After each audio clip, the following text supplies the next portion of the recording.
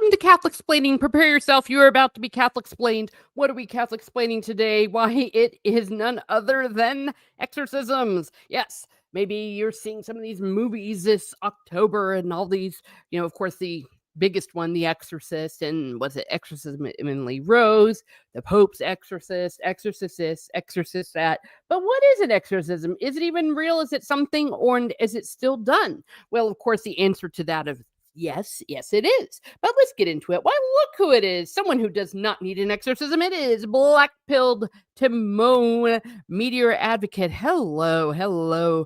Well, since you want the meteor to come, I don't know what I can do to help you with this particular topic, but it is always good to see you. But let's get into this. It is actually in the Catechism of the Catholic Church. Yes, it is. So let me change over the screen. Here we are, Catechism of the Catholic Church, CCC 1673. When the Church asks publicly and authoritatively in the name of Jesus Christ that a person or object be protected against the power of the evil one and withdrawn from his dominion, it is called exorcism. Jesus performed exorcisms, and from him the Church has received the power and office of exorcising. So, short answer about the whole exorcism. Do you have to believe exorcisms are real if you are a Catholic? The answer to that is yes, because it was, in the Bible, Jesus did it, and he gave the authority to the apostles. You see that happen a lot in the New Testament. Do you have to, though, authoritatively believe that some particular exorcism is real? No. But is it theoretically possible? Yes, because it is in the Bible. For example, here's a good one. Oh, wait, sorry. Is that the same thing? Oh, no. I broke it up. In a simple form, exorcism is performed at the celebration of baptism. So technically, that's kind of when the whole big one comes. Sin is all removed. The solemn exorcism, called a major exorcism, can only be performed by a priest and with the permission of the bishop. So there's two kinds of exorcism. There's a simple exorcism, and then there is the solemn one, a major one. And only a priest can do it, and only with the permission of the bishop. You don't have that, it's not okay. The priest, the exorcist, must proceed with prudence, strictly observing the rules established by the Church. Why, it is Stieg. Hello, good to see you. We're talking about exorcisms. So the ones that we see on the movies and the dramatic ones, those are solemn exorcisms. You're Barmy, here he is, but look at who the Pope is now. Well, that actually technically has nothing to do with exorcisms. Technically, he has the authority to approve or disapprove of them, but usually it is the ordinary, it is the bishop that is in charge of giving that kind of permission. Black-pilled Timon, meteor advocate, says, I've seen some documentaries about the subject, like The Exorcist, The Beginning, and Little Nicky. Yeah, is that the one that's very similar about the one that the Exorcism movie, rather the Exorcist movie and book was based upon? That one's crazy. Yeah, and what the priest that was assisting at it has to say, he was the one that did testify in it. Though technically it's not considered prudent to talk about what happens in an exorcism. I learned from an exorcist that the secrecy thing behind it, I thought that it was very much like the seal of confession. That is not the case. They can talk about it, but again, it's a prudence matter. All right. Continuing with this one. Exorcism is directed at the expulsion of demons or to the liberation from demonic possession through the spiritual authority which Jesus entrusted to his church. Illness, note this, illness, especially psychological illness, is a very different matter. Treating this is a concern of medical science. Therefore, Before an exorcism is performed, it is important to ascertain that one is dealing with the presence of the evil one and not an illness. And that is why there's so many strict rules about it, because there's a lot of damage that can be done. And these strict rules were almost there from the beginning. They realized that they needed to have safeguards. Another exorcist that I spoke to, he told me that he had never actually performed an exorcism, but he did a whole lot of referring for psychological illness. So, for the most part, when someone thinks that there is a situation of demonic possession, they need a doctor, they don't need a priest. Here is one example that I was able to bring up from scripture. There's a lot of them talking about these. That evening, they, the people, brought to him, Jesus, many who were possessed with demons, and he cast out the spirits with a word and healed all who were sick. So there we go. That's one situation. One that's kind of wild is the demoniac, where he talks to him. He goes, "What's your name?" It's like, "Oh, we are Legion." And then he actually casts the demons into a herd of swine, and then the swine goes over the cliff and dies. So, but I didn't go through all the scripture references. If you want to see them, they're there. So let's go into some detail. This is from magisterium.com. Simple or minor exorcism. I said earlier there are two kinds of exorcism. This is the first kind. Minor forms of exorcism are prayers used to break the influence of evil and sin in a person's life, whether they are preparing for baptism or are already among the baptized faithful striving to overcome evil's influence. In baptism, a simple form of exorcism is performed during the celebration of both the rite of Christian initiation of adults and the rite of baptism for children. So it's just a part of that just very naturally baptism includes it. Private prayer. The appendix of the rite, exorcisms and related supplications, includes a series of prayers that may be used privately by any member of the clergy or the lay faithful in their struggle against the powers of darkness. The minister of a minor exorcism is a designated authorized minister of the sacrament or blessing being celebrated. Yeah, I think people can get a little bit confused here that I believe when a layperson is involved, we are not talking necessarily about that, because you're not a minister of the minor exorcism, because they're a designated authorized minister of the sacrament or blessing being celebrated, like a blessing of a house, blessing of an object, blessing of holy water. That is obviously going to be a priest.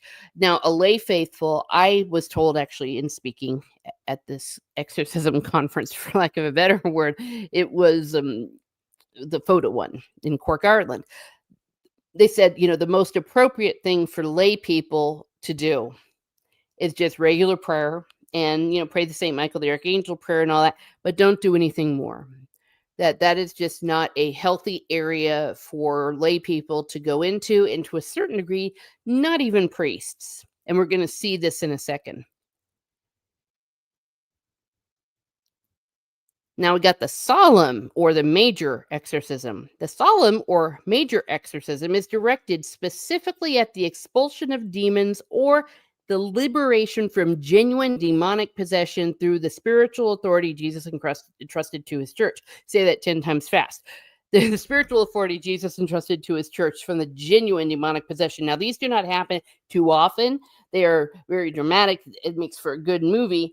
But for the most part, if you put yourself in the mind of the evil one, remember he operates with jealousy. Envy is his thing. He doesn't want people to be saved. He wants to pull them down into hell. And for the most part, when a demonic possession occurs, that is not really affecting the person's soul. So they may not be sinning. Like if you are under the influence of a literal demonic possession, you are not the one sinning. But if through temptation and all that to drag people down into hell, that is far more efficacious, if you will, from the devil's point of view than something as dramatic as this. But sometimes they just can't help themselves, or sometimes people invite it. For example, in The Exorcist, this was the case, and in the real situation where the person was delving with Ouija boards and stuff like that. So you invite it in, you just don't know what you might be getting. Minister and authorization. The major exorcism can only, and I mean only, be performed by a priest or a bishop who has obtained the special and express permission of the local ordinary. The local ordinary is the diocesan bishop in the area where the person is. Only. You don't have that, not good. Sometimes you'll see people trying to pass themselves off as exorcists, or they'll be like a celebrity exorcist. See them on YouTube or on the radio. They often come from schismatic areas and they do not have the authority. And the reason is this is a safeguard. The local ordinary, the bishop, should grant this permission only to priests who are endowed with piety, knowledge, prudence, and integrity of life. This is a strict observance of the rules established by the church, and I think for obvious reasons. You get Mr. Mortal Sinner in there, obviously not only will the exorcism not work, but just all sorts of bad things. That's one of my griefs about the movie The Exorcist. Now, he wasn't necessarily in grave mortal sin, but he was in grave doubt. There is no way on earth they would let a priest or a layperson, for that matter, near an exorcism who was having a crisis of faith. It just wouldn't happen. Ah, distinguishing possession from illness. We mentioned this, but we cannot mention this enough. A critical step before performing a major exorcism is to proceed with prudence and strictly observe the rules established by the church. Yes, strictly observe these rules. No ifs, ands, or buts, because most likely things that people think of as exorcism is just an illness, whether it be physical or mental. The role of the exorcist. The priest who undertakes the office of exorcist should be a holy man, of blameless life, intelligent, courageous, and humble. He should prepare for the work through special acts of devotion and mortification, particularly by prayer and fasting. During the rite, the exorcist must avoid anything that savors of superstition. Admonish the possessed, if capable, to dispose themselves for the exorcism by prayer, fasting, confession, and communion, and to excite a lively faith in God's goodness and patient resignation to his holy will. Avoid all idle and curious questioning of the demon. In general, just don't get into a dialogue. It's not going to go well. And that also goes along with some of the folk sayings around, don't make a deal with the devil, don't talk with the devil, just ignore him. Except unless it's part of the whole ritual thing. Read the prayers and aspirations with great faith, humility, and fervor. But don't get all hysterical like they did in the movie Exorcism. They're like yelling at him and all this. It's like, oh, come on. No. It's nothing like that. Be vested in a surplice and violet stole. Oh, yeah. Be sure to wear your proper clothing. The clothing of the priest. Conditions of the rite. The exorcism should take place in a church or another sacred place if convenient, but may take place in a private house if necessary due to sickness or other legitimate reasons. Witnesses. If the rite takes place in a private house, witnesses, preferably family members, should be present. This is especially enjoined as a measure of precaution if the subject is a woman, in which case there should be at least one other female present for the sake of propriety and discretion. These, again, are safeguards. Common sense safeguards. The exorcist should never be alone with the afflicted person during consultation or the celebration of the rite. Yeah, you need to have proper witnesses. Sacramentals. The crucifix, holy water, and where available, relics of the saints are to be employed. Woo, everyone loves that. The Blessed Sacrament. The Blessed Sacrament is not to be brought near the body of the obsessed during exorcism for fear of possible irreverence. Now, that's interesting because I might have thought that would be the case. But nope, not the Blessed Sacrament. Sacramentals. Oops, I pressed the wrong button. The role of the lay faithful. While the rite of major exorcism is reserved to the authorized priest or bishop, members of the lay faithful may be present if deemed useful, supporting the work of the exorcist by their prayers. So these are special people that are maybe of high moral character stuff that they're going to help with prayers. However, the lay faithful are cautioned not to recite any prayers reserved to the exorcist. The restriction is in place not only because the prayers are reserved to those ordained to act in persona Christi capitis and the person of Christ ahead, but also to protect the faithful from possible spiritual harm. There's just certain areas that lay folk are not supposed to go where the exorcist can go. And remember, just because you're a priest, that doesn't mean you have permission to do this. I know of a priest that there's no way on earth he would ever be allowed to because he likes to watch exorcist movies. It's like, well, that immediately disqualifies him because they cannot be excitable or superstitious or maybe even have the imagination. I'm not saying he's necessarily superstitious, but if that's kind of the thing that you indulge in, that is an area of interest that would be a conflict of interest with all this. From what I understand, the kind of prayers they would pray are things like the Psalms, the Liturgy of the Hours, the Rosary, maybe the Saint Michael the Archangel, but not the ones again that are reserved only to the priests. Oh no! Hello, Turbo Phil. Thank you for being here. Could 10 exorcists go town to town in California? We need that badly. Well, they definitely need minor exorcisms for sure. I definitely understand the sentiment. It seems a little crazy down there. Though, of course, that would be a situation of mental health issues because, oh, these poor people. So, anyways, once again, do not have an inordinate interest in it. It's not really as dramatic as it's shown on the TV, but I would recommend that documentary about the one that the exorcism is based on, The Exorcist, rather. And it's just not a major part of the church. Each diocese has a designated exorcist. I know of one in mine, and I knew the one in another place. And as I told you, I spoke with some of them at the. It was a series of talks being given about the rite of the exorcism, and it had something to do with a translation. It was a very nerdy exorcist convention thing. I was one of the few lay people there, but I always take advantage because it's in Ireland, and I love to go there. And it was a very interesting topic.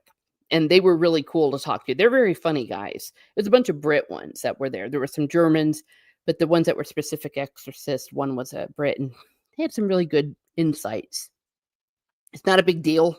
I think that's the other thing. Like, for the one thing is, you don't want to deny the existence of evil, but you don't want to have an inordinate curiosity about it because, if you do believe in this stuff, it can give you spiritual harm, but it can also give you a different kind of spiritual harm, which is superstition, where you're just way too focused on the devil did it. The devil made me do it. The devil is tempting me. And it's not good for your mental health to go in that direction. You need to stay grounded, stay close. As Catholics, again, Catholicsplaining is for Catholics that stay close to the normal rituals and life of the church and fill out your own vocation, fulfill your own vocation as it has been given to you. Don't get puffed up with pride and what it says in the movie The Lord of the Rings. All we have to do is decide what to do with the time that is given to us. So that's it. Happy to see everyone that popped in. Thank you, your Barmy, Black Pilled Timon Meter Advocate, Steve Kenobi, and Turbo Phil, and everyone that will be watching on the replay. I hope you learned a little bit about this. And I would encourage you all to please help me out, maybe with some watch hours. I would appreciate that. Have a great day, everyone. Have a great day. And be certain to just live a good life and go to the light side. Never go to the dark side. Thank you for being here.